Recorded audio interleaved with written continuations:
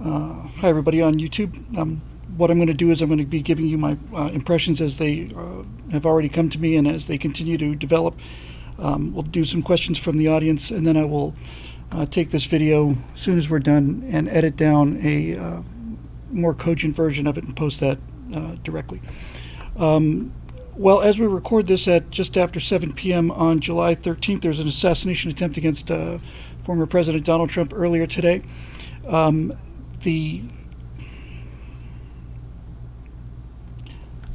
on. Can you hear me?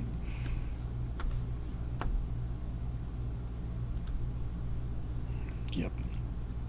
Okay, let's try that again.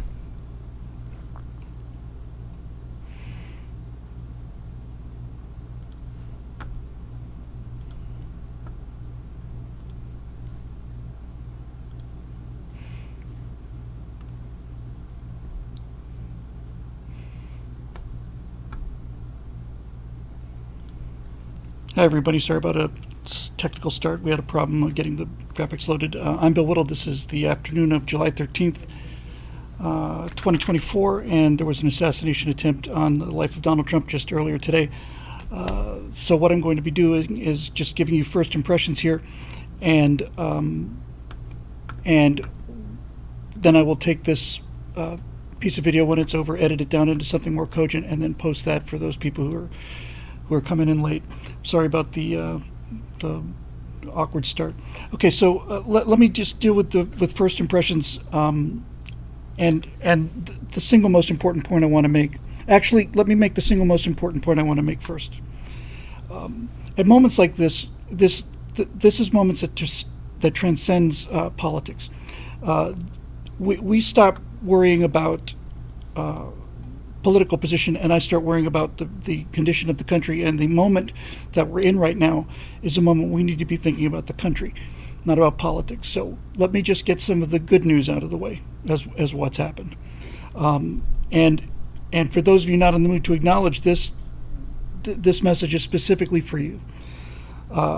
President Biden has made some remarks after being briefed on the assassination attempt on Donald Trump. He said in his initial remarks, his very first remarks, that he was praying, that he was glad that Donald Trump was safe and not seriously injured, and that he was praying for him and his family. And then he later made a live appearance where he basically said this kind of thing is unacceptable in American politics. He unequivocally condemned the attack and said that everyone in the country must do so also, that this was not the kind of country we want to live in. And I thought he rather touchingly remarked to his political opponent, who's both have been so vehemently opposed to each other. I thought he rather touchingly remarked to him as Donald. I've tried to speak to Donald. He mentioned my first name twice. That unequivocal condemnation of this assassination attempt is exactly what I wanted to hear. Now, when he was asked by a member of our news media, which is, of course, the elite branch of thinkers that we have in our society, do you think this was an assassination attempt? The only answer that you would have to that is, well, what else could it possibly be? But he was not willing to go that far. I'm going to put that aside for the sake of not wanting to commit yourself as the president of the United States until all the facts are in. But that was not the answer I was looking for. But that does not negate the prepared statement.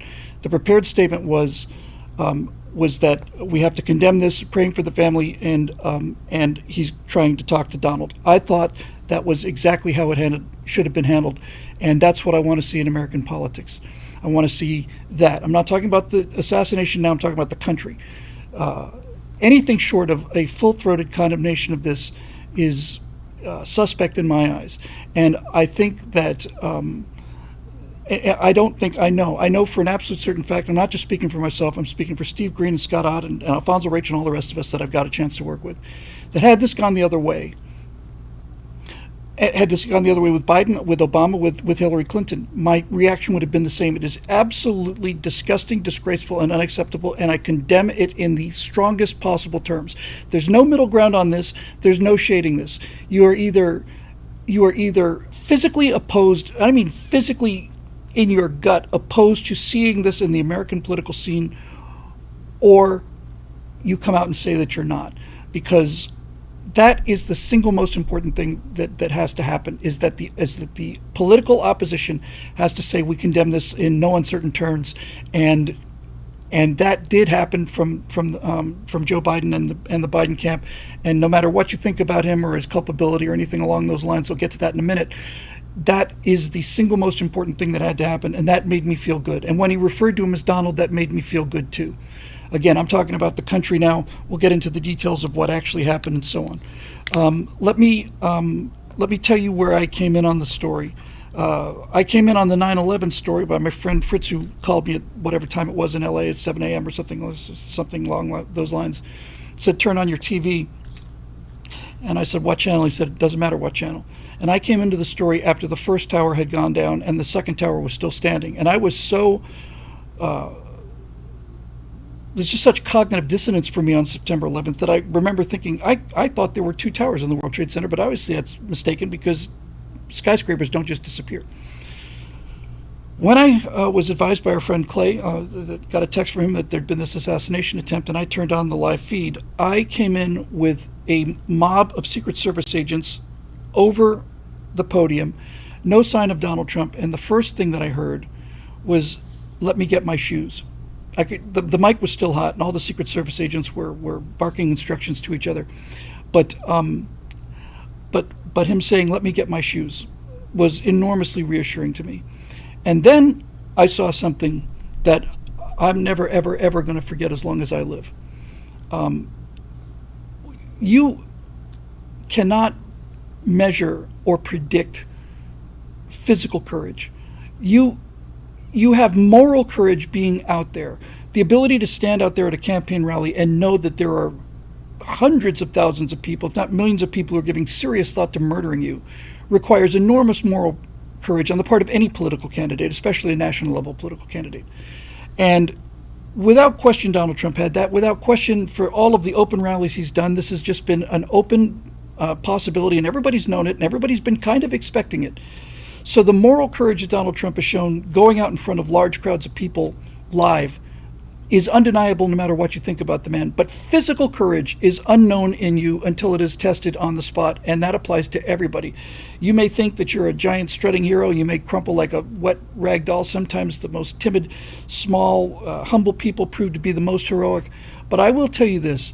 If you've been shot at and hit, I might point out, and you have a shield around you, to voluntarily push that shield aside and to stand up and make it clear that you are still visible, not only to your supporters, but to potential gunmen. He has no idea whether the shooter's down or whether there's more than one shooter or anything like that.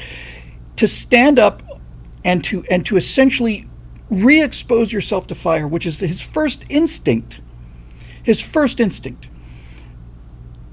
shows phenomenal physical courage. And I will forever look at this moment, and in my mind now, going forward as a political analyst, I think that moment of him standing up and basically putting his fist in the air and shouting threats or curses or whatever, that is going to rank with the guy standing in front of the tank at Tiananmen Square. It's going to rank with Boris Yeltsin getting onto the tank during the coup in the final days of the Soviet Union.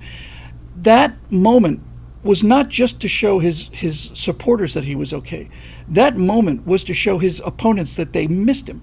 And not only that, I cannot possibly emphasize this strongly enough, how much physical courage that requires.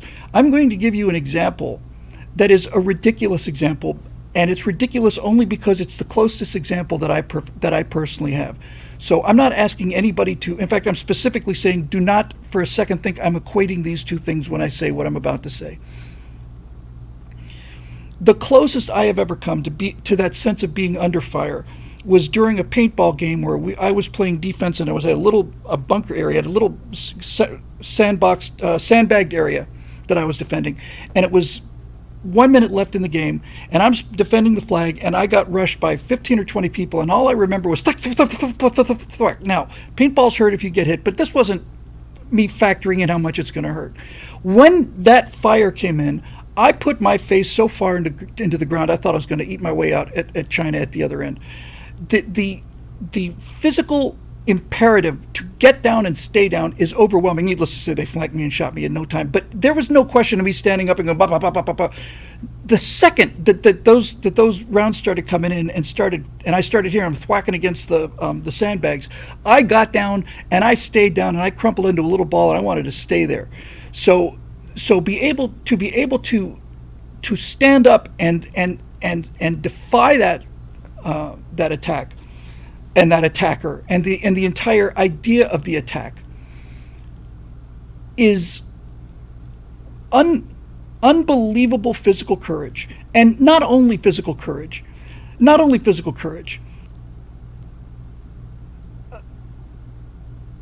it's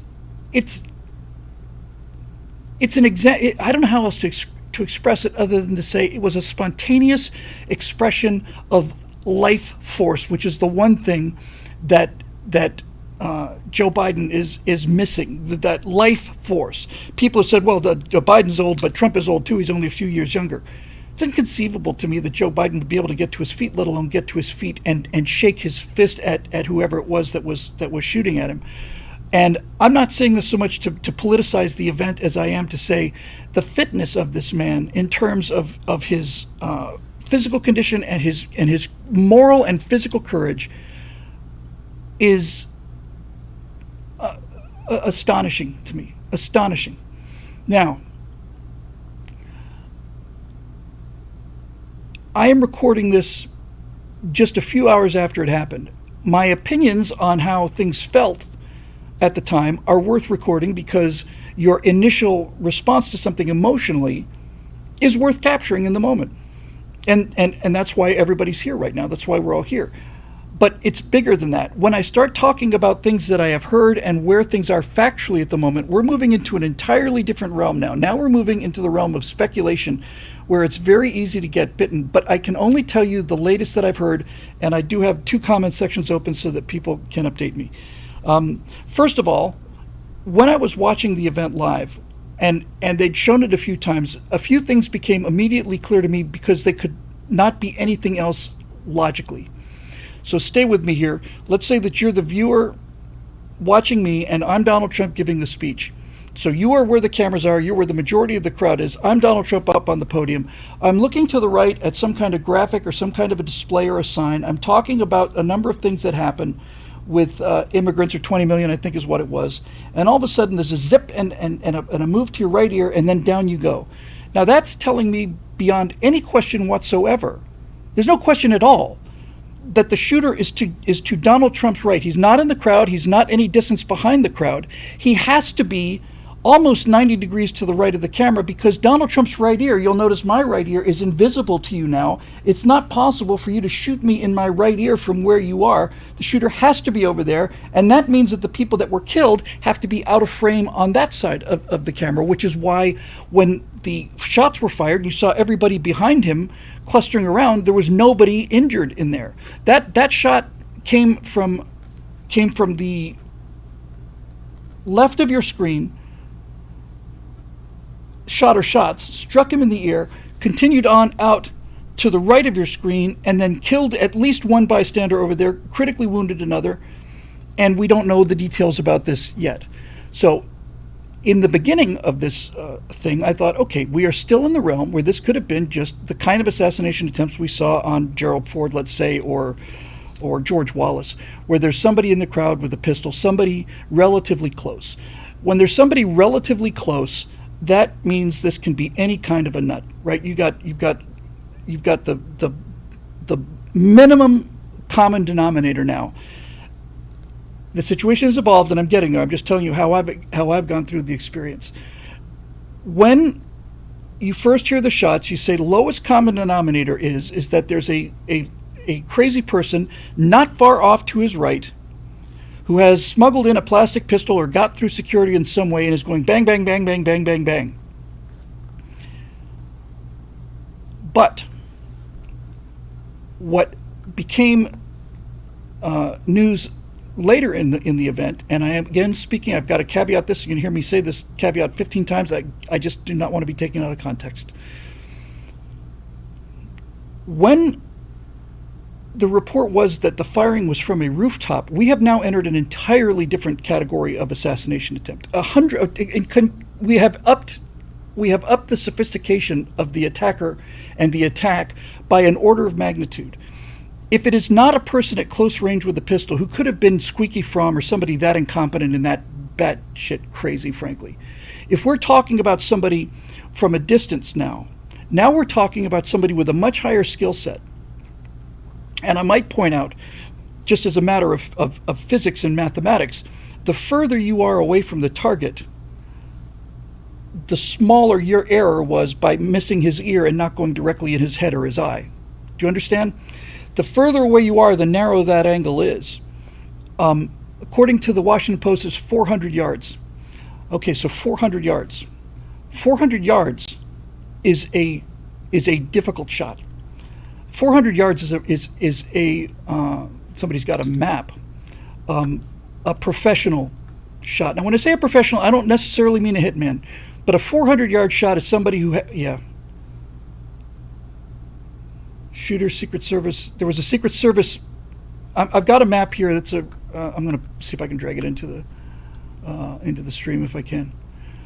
It's a very good map. It shows where Trump is. It's taken obviously not during the event, but let me just bring this up because this is valuable news and information.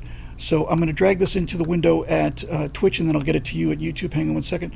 I've got to rescale this. Give me a moment. This is extremely interesting. I'm going to infer a couple things here, but they seem to be reasonable inferrals. Give me 1 second to scale this. Yeah, that's close enough. Okay, hang on a second there, YouTube. I'm coming. Let's grab this again and bring this in.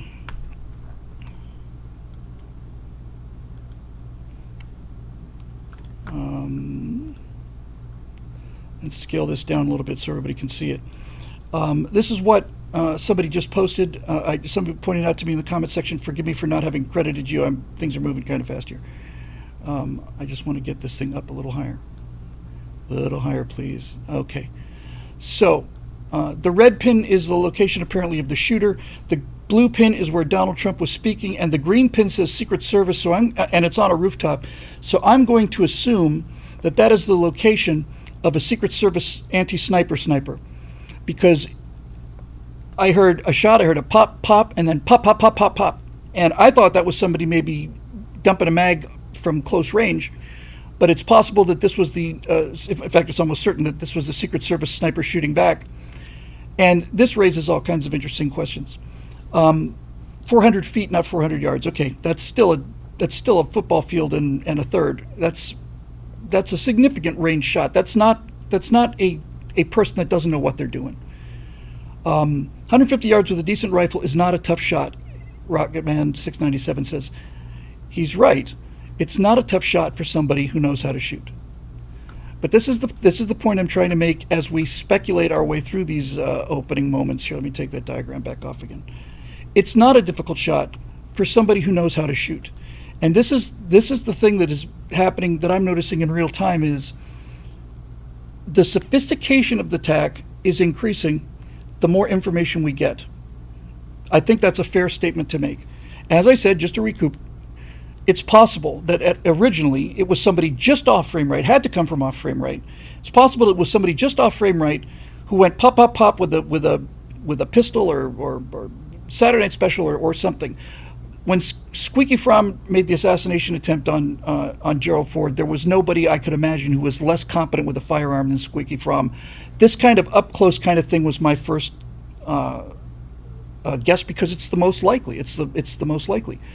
When you get somebody firing long range with a rifle, 150 yards with a scope is not a difficult shot, as people pointed out, if you know how to use a rifle and a scope. So whoever did the shooting is now more sophisticated. The attack is more sophisticated.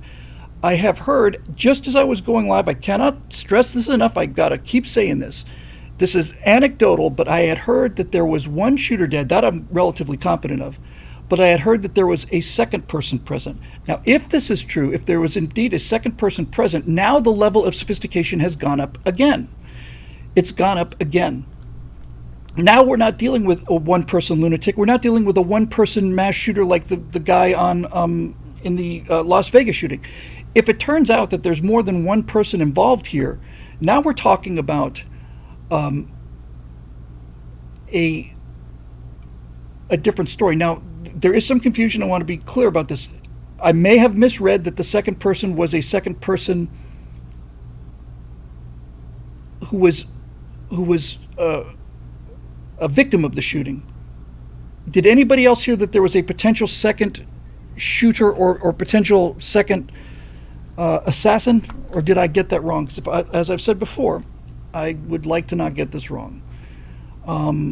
Second person was an ordinary patriot, as a bystander. Okay, so there is no report of a second shooter. Okay, good. I'm glad to hear that. Okay, all right. So let me put that mistaken piece of misinformation to bed right away. Now, the question is, you have to ask yourself if these are just questions that arise from logic. You've got this diagram that shows that this person was shooting from a rooftop. The person was taken down virtually immediately,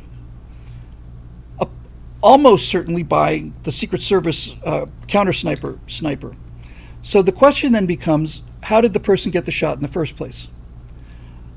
There are two potential answers. One of them is reasonable, and the one I'm going with, and the other one is too horrific for me to seriously entertain at this point. If the guy's shooting from the rooftop, and if you've got a person patrolling for somebody from the rooftop, that's telling me that the person basically did a pop-up shot, because there's no way that the counter sniper who's scanning for exactly this, that's why the person is there, sees that person and doesn't do something about it. So I suspect what probably happened is that the person understood that they would be exposed to counter sniper fire, popped up for the shot, and just barely missed. The only other alternative is that somebody saw him there and didn't do anything about it, and I just refuse to believe that's the case, especially if, as they say, it was a local police department shooter. This is the kind of thing that I never even would have had come out of my mouth a few years ago. This is how far my confidence in the federal government has fallen, to even have that thought enter my head. But it did.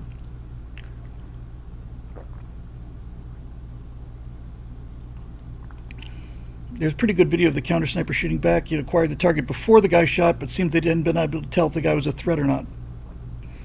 Well, let me say this about conspiracies, okay? Because we are now live in the moment. We're a few hours out of this. 10,000 conspiracy theories are being hatched already, and more will come. Some of them may prove to be true. But let's just remember one thing about reality, and that is that reality is messy.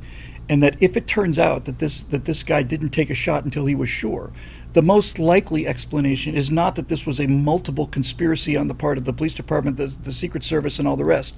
The most likely explanation is that the human being who was tasked with killing somebody, not the shooter, the anti-shooter sniper, is that person wanted to make damn sure that he was dealing with a person with a rifle and waited too long. But clearly, on some level, I mean, this seems to me as logical a conclusion as it could possibly be. I'll get to that in 1 second, Castellan. Clearly, I think we can say with some certainty, if the shooter was indeed, if the assassin was indeed on a rooftop shooting from 150 feet away, and there was a anti-sniper on the roof to prevent this eventuality, then security has failed at some point. Yes, that doesn't strike me as a particularly controversial statement. Now, as I was driving here, I thought I had seen, just as I was driving here, a tweet or an X by Elon Musk saying he fully supports Donald Trump for presidency, and he had given a significant campaign contribution to Donald Trump earlier. I have long thought the two most exposed targets in the world, in other words, that, and I've got a lot of super chats, I'll get to all of them in a minute, that the two people who were most likely assassination targets were Donald Trump and Elon Musk. This was my thought from the beginning, and my first thought as I came to work today is, going forward, I think I would take Elon Musk's security over government security. That's how suspicious I am now of the deep state that I didn't believe even existed prior to 2020. And you may say that is conspiratorial thinking and so on, but I don't think there's much discussion about the idea that the security for Donald Trump at this event failed, and that if you are shooting at that range and you hit somebody's ear, your deflection from a headshot is milliradians. So the question now is, I would have a long talk with whoever is providing Elon Musk's security, because he is the richest man in the world by a wide margin.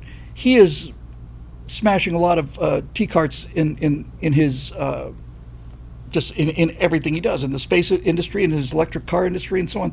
There's a lot of people who would like to see Elon Musk go away, and I have long worried about him, and have long consoled myself by saying, I imagine if you're the richest man in the world, your security is probably rather good. And so I think whether it's in addition to Secret Service protection or in place of or whatever, I would have a very, very serious conversation about private security after today. Because if there was no counter sniper, then that is a terrible failure of security. And the fact that the guy got the shot off is another indication that something failed catastrophically today. The next thought I had was, well, this, again, as I was driving over, I said, clearly this should be the end of the outdoor rallies for President Trump, at least until after the election. And then I realized I said to myself, no, I think this is the time to have another open air rally immediately. If I have a read on Donald Trump's character after having watched him for all these years, I suspect that is what he would want to do. That's what I would do. And the reason I would do it would not be because I thought it would look good politically. The reason I would do it was because if somebody just shot at me and missed my brain by a half an inch and shot the top of my ear off because I'm doing an outdoor rally, I believe the reason I'd do another outdoor rally right away, with improved security, I might add as a small caveat, is because I don't want to be terrified about it. He has the moral courage to go out there and become an assassination target every day of his life. And somebody has shot at him and just barely missed, enough to draw blood, needless to say, and not draw blood like a shoulder wound, draw blood, a half an inch would have put it in his eye.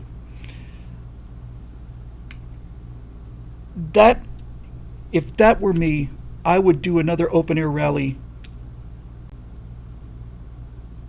as soon as I possibly could. I would not retreat from the threat. And I don't believe he will, because the reason I chose the title for this stream is Indomitable, is because that is the kind of spirit that this guy has. He's indomitable. People are saying in the comments section that he plans to be at a UFC event tonight. I cannot imagine a better thing for him to be doing right now. I cannot imagine a better thing for him to do right now than to go to a UFC event like it never happened. This is Churchillian leadership. We got a lot of people watching. We have 1,000 viewers on YouTube, and that's quite a big number for this stream. So whether you support Donald Trump or not, and most of you watching do, obviously, but whether you support him or not, I was willing to be gracious enough to say that Biden came out, called him Donald, and utterly condemned this attack, and I thought that was a good thing to say. And I think that if you are opposed to Donald Trump, you cannot do anything other than at the very least admire the courage of the man and the resilience of him. So I can't wait to see him if he goes to a UFC event. And here's what's going to be the thing to watch. He's not going to go to that event tonight. Okay. That probably makes sense because they want to make sure that this isn't a sequence of events with fallback snipers or so on. I don't know. I don't really care. I saw what I saw. I saw him get up. And by the way, when I mentioned that he stood up on the podium and put his fist in the air, if you watch carefully, the Secret Service has got a complete body shield around him. And when they get him to the presidential limo, the Beast, their directive is to push down and in. That's what they did with Reagan. Down and in. Get this person out of the line of any line of fire. And if you watch Donald Trump as he's being escorted to the edge of the limousine, Secret Service agents are pushing him down and in, and he pushes back against them, gets up on the floorboard. His head comes a full head above his protection, and basically does a fist pump to show that he's okay and that he's not backing down from this. So that is indomitable. That is the indomitable spirit. This is what I want an American president to do when he's shot. I want and saw the same thing from Ronald Reagan. I want Ronald Reagan to be there surrounded by surgeons after he's been shot into the chest and damn near killed. I want an American president to have the moxie and the grit, just the fundamental courage to look up at the surgeons that are about to save his life or not and say, I hope you're all Republicans. That's what I want to see in a president. I want to see a president who's not intimidated by this. And he is a tough old bird, this Trump. He's just a tough bird. And he's got something that's more important than his physical stamina, too. Let me backtrack for a second. 3 days after the election in 2012, when Romney lost to Obama, I said the next president of the United States he's going to be a Republican, he's going to come from the pop culture. And I said that because watching what they've done to McCain and Romney and all the rest of it, I'm not a McCain or a Romney fan, but watching how they've been demonized, I realized that the next president has to be able to handle the press. Thank you, John Aiden. Thank you very much. He has to be. And I made that prediction 4 years before he became president. I had no idea it was going to be Donald Trump. I just knew it was going to be somebody from the pop culture because they had to be able to handle the press. And what Trump did tonight was to project strength. People are saying the ear wound was apparently glass shrapnel from a shattered teleprompter from the first bullet hit. I've heard that as a theory. I've also heard Trump say that it was a bullet hit. I'm not going to speculate on that. I don't know, and it doesn't matter in the slightest. Doesn't matter in the slightest. Somebody shot a rifle at him, and there you go. So the reason I bring up what I just said is not just to brag about myself. The reason I'm saying that is because Donald Trump understands the power of the image. When Trump got COVID, he was saying that this was not as serious as people were making it out to be. He wasn't saying it wasn't serious. He was saying that all of these lockdowns and the masks and all this other stuff is just hysteria. So next thing Donald Trump has COVID, and all the people who were mocking him for saying that's essentially is if you're in decent shape, you will survive COVID. That's statistically the case. I mean, you look at the fatality numbers and the percentages. We knew these things by the end of April of 2020, but that didn't make any difference. But back to what happened. He developed COVID. He was down for 2 or 3 days. He comes back to the White House. He jogs up the steps and appears at the balcony on the White House, waves, and then goes inside. Now, I have heard anecdotally that after he waved and turned away, he damn near collapsed because he was so out of breath. But that's not the point. The point is that this man knew that he had said that this was a serious health threat, but not the Black Death that it was being made out to be, and he needed to project the strength necessary to show that, yes, I just got COVID, and I'm however the hell old he was, and he's overweight and got another couple of other contributing factors as well, but I'm okay. And to have the instinct to do that with COVID, and then the instinct to do it today, is my prediction fulfilling itself only to the degree that I knew that the person who was going to challenge this political machine was going to be somebody who had to, in his bones, not learn it because you can't learn it, somebody who had to, in their bones, understand the power of the image, the power of the image. This image is never going to go away. This image is going to be in the history books for as long as there are history books. Let me get it back for you. No, sorry, that was Frank Luke. That's not it.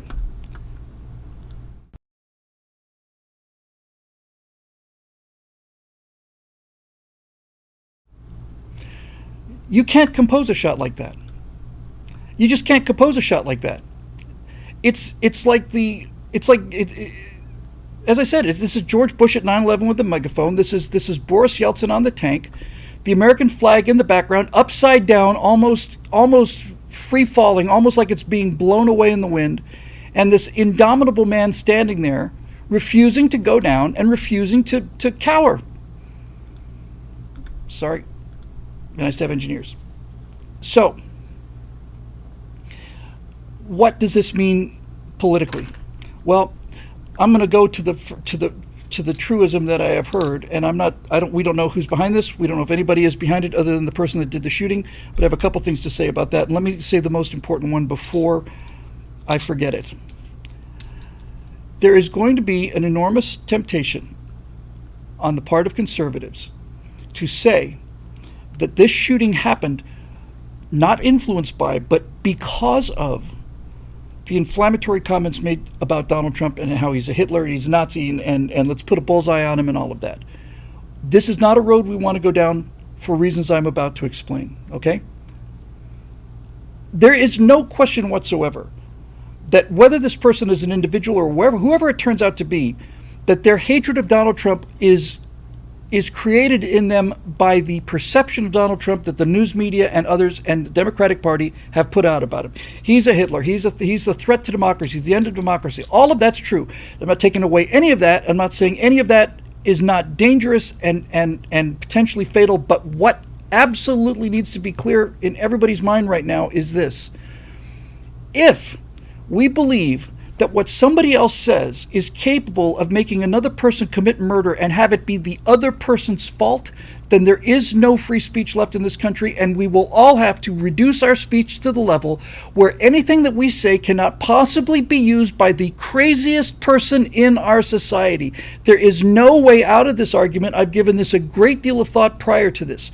There's no question about the influence. There's no question about culpability on the part of the press, but what the press said and did not make this person shoot, because if we go down that road, there is no such thing as free will anymore, and there's no such thing as free speech anymore.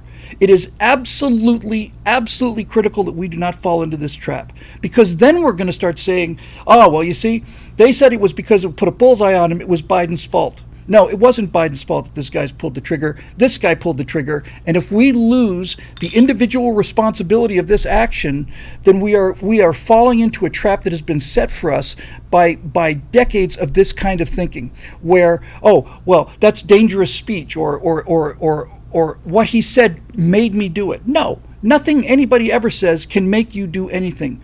And I cannot stress this strongly enough. This is my greatest concern for our team in the days after this.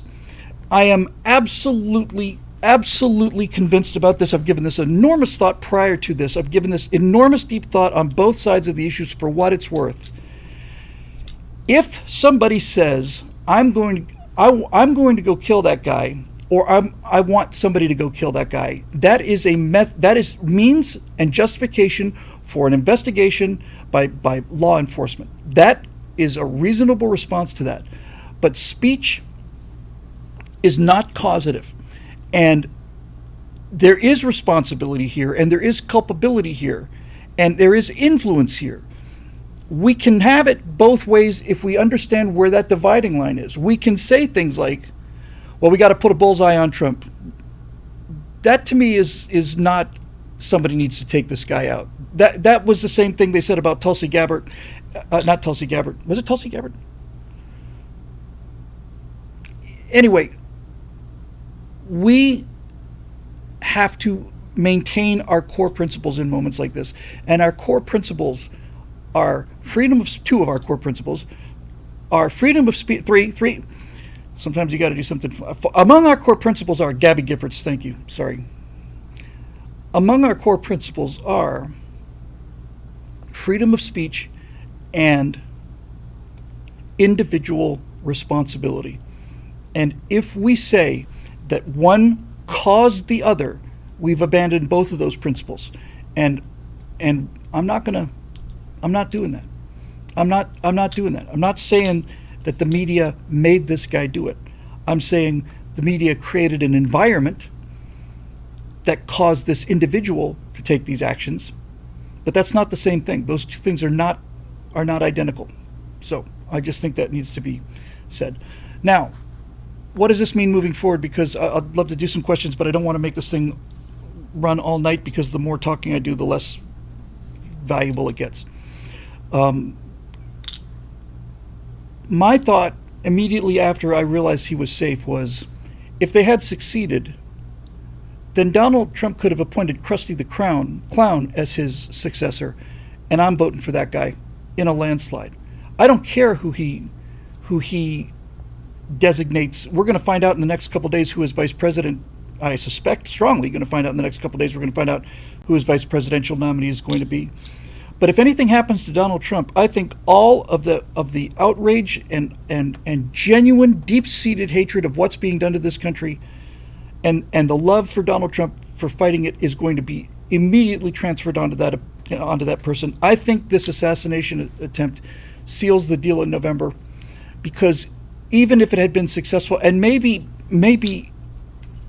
even more so had it been successful, what more can you do to a man whose entire premise is the state operates on a level where it is lawless? There is no accountability in the media. There's no accountability in the Justice Department. There's no accountability from the FBI. None of it. What else do you have to do? You raid his house in the middle of the night and stack all this evidence? Okay, you want to do that? Great. You want to sentence him to jail? You want to do that? Great. You want to convict him of felonies that are trumped up charges, if you'll pardon the expression, that everybody knows that? Then, okay, great. Now that where do you go from this? Well, I guess the only thing left to do is kill him. And that's what they tried to do today. Somebody tried to do that today. So, as John Pershing said, congratulations, crazy, you just elected Trump as President 47. I think there's no question about it. Now, what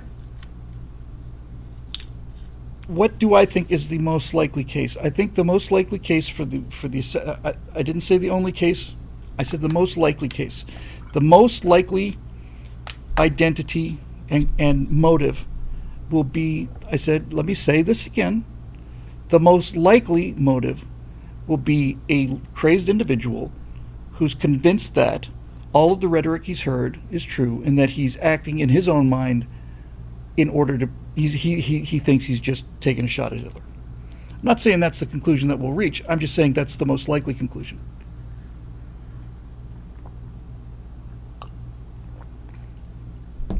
And I'll give you something to give you some hope.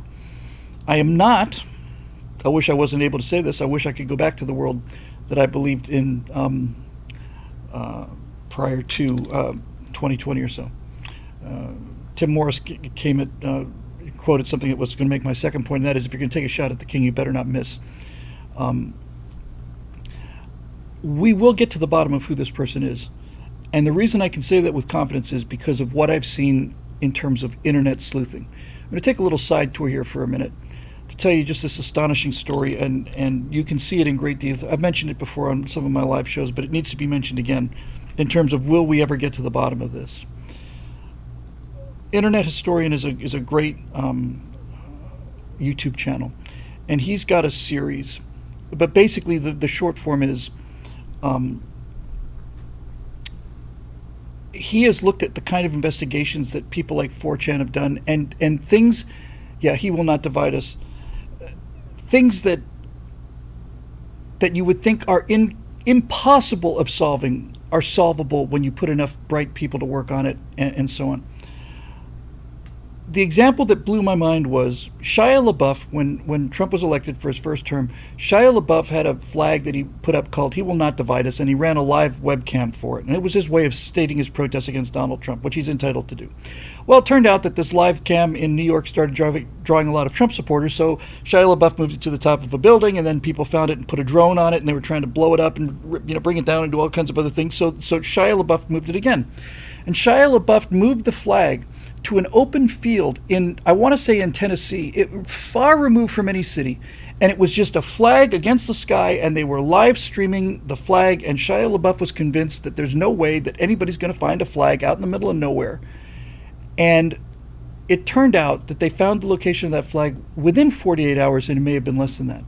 What they did was, this was a live stream, so once the sun went down, the guys at 4chan, who they describe as weaponized autistics, that's how they describe themselves. Thank you very much, Melbourne, Australia. As a super chat saying, so glad he's okay. Best wishes from Melbourne, Australia. And Aussies have always been there for us, and we've always been there for the Aussies, and that's why we're a special relationship between these two countries, more special than U.S. and England, in my opinion.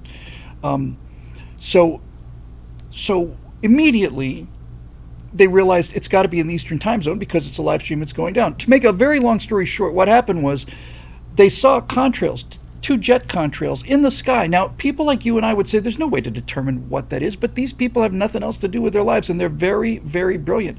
And so they started looking at diverging jet contrails in the Eastern time zone on that time of day and so on.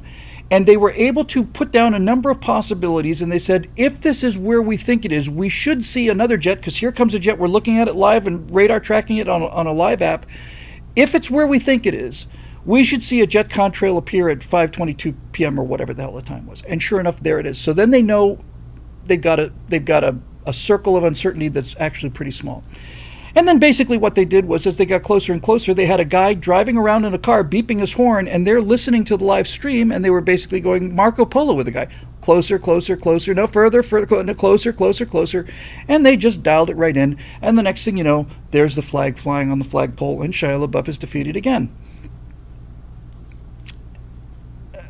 I sat there and watched. It's there on. It really is genuinely some of the best content on the internet. Internet historian, He Will Not Divide Us, episodes 3 or 4, whatever. Shia LaBeouf parenthetically decided that once he'd been found outdoors, he was going to say, well, then I'll do something he can't possibly do.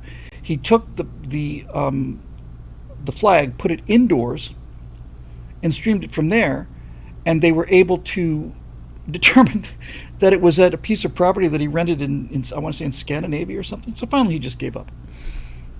So they did the same thing to find that guy who attacked a conservative with a bike lock, the guy with the ski mask. Once you put the internet onto something, we will find out. And this started with the George W. Bush allegations of being AWOL, when they came out and said the IBM Selectrics at an Army base wouldn't have done the little tiny TH. They would have written a TH in normal. So this is a fake document. Sure enough, it was. So there you go. Okay. So this business about if you're going to go after the king, you better make sure you get him. I think I'll probably just leave you with this today, gang, for those of you who are watching. This could have been one of the worst things that's happened to the country. I think as we get some distance on it, we're going to look back on today as one of the best things that ever happened for the country.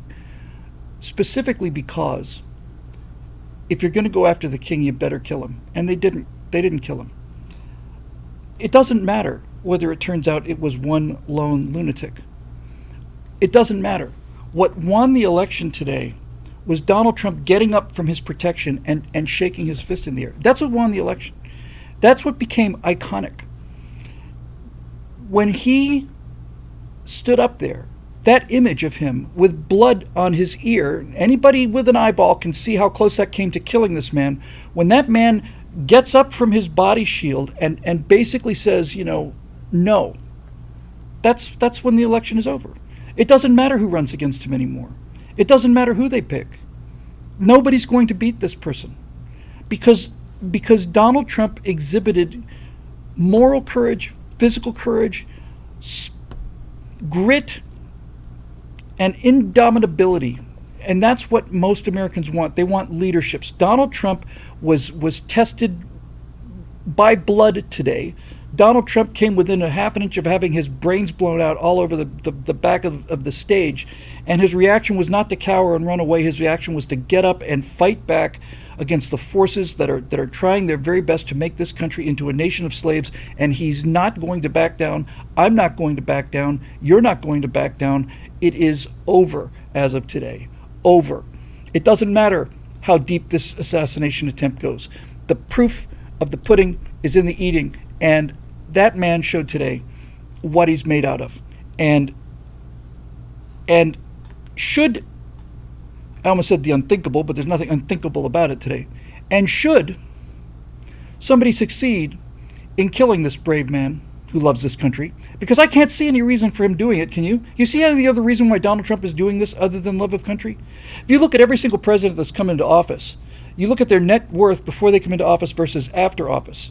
Ronald Reagan went from $2 to $3 million net worth to $5 million. The Clintons went from a couple $100,000 to $150 million. Joe Biden's worth $130 million. Nancy Pelosi is worth hundreds of millions of dollars. Donald Trump is the only president in the history of this country who's taken a pay cut in order to be president. I cannot think of a single reason why Donald Trump would be doing what he's doing and exposing his one and only life to this, other than love of country and love of the common people. I cannot conceive of another reason. He's not in it for the money. He doesn't need the money. He's not in it for the influence. He's not in it for the private jets. He's got a private jet. He's not in it for the luxury hotels. He has luxury hotels.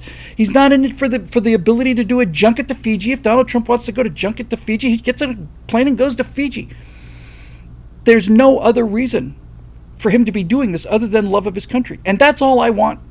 I don't care about anything. Let me rephrase that. I do care. I do care about the other things. I care that he's brassy and loud. I care that he's a braggart about his achievements. I care that it bothers me that he's not more urbane or professional. It especially bothers me that nobody will take his phone away so that his Twitter account is not expressing exactly what he feels at the moment. When he says things like, John McCain was a loser because he got shot down, that bothers me. All of this stuff bothers me, but none of it matters to me.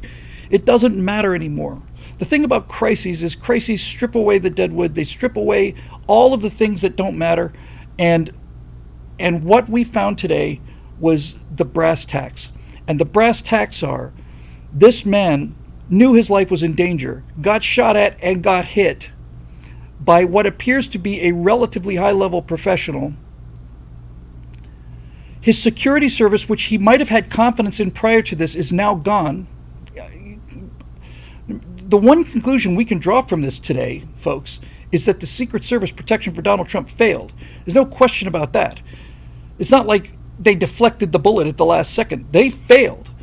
And now the question is, where does he go going forward? But I think if he's smart and if he's brave, and I think he's both of those things, he's not going to say no more outdoor rallies. He's going to do the precise opposite.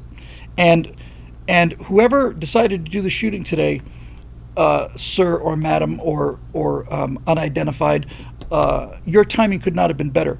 The Republican National Convention starts tomorrow.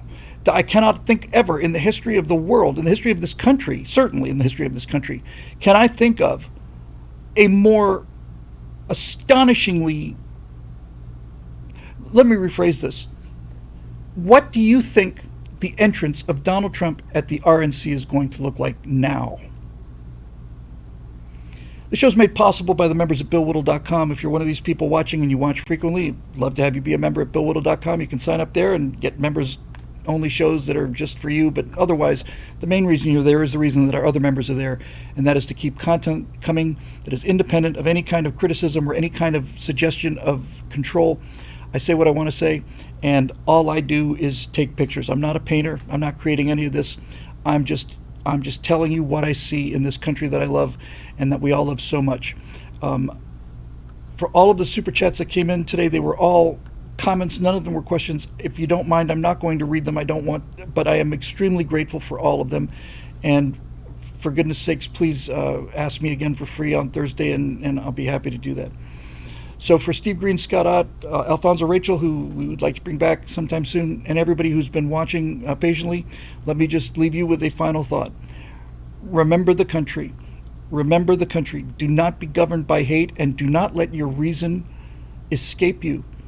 Reason and emotional control and the ability to be angry without becoming insane are the hallmarks of the philosophy that I believe in and that I call conservatism. And and to lose any of those is to lose the fight, is to simply have them succeed at driving you crazy. That's not going to happen to me, and my fond hope is that working together we can make sure that doesn't happen to any of you out there either. Thanks very much for joining us. I will post this unedited directly, and we have talked about bringing our right angle shoot time from Tuesday to Monday morning, but certainly this is what we'll be talking about. Our prayers go out to the family of the person who was killed and to the other person who was seriously wounded. And remember, folks, remember the temptation to make this into something more than it is will be overwhelming. It might be true that there's more to it than we see, but it's not proven yet, and wait until the proof comes in. Do not let yourself go down that path of darkness, and because it does not come out anywhere good. We will see you Monday night for the Stratosphere Studio, and again, thank you for our members for support here at BillWhittle.com.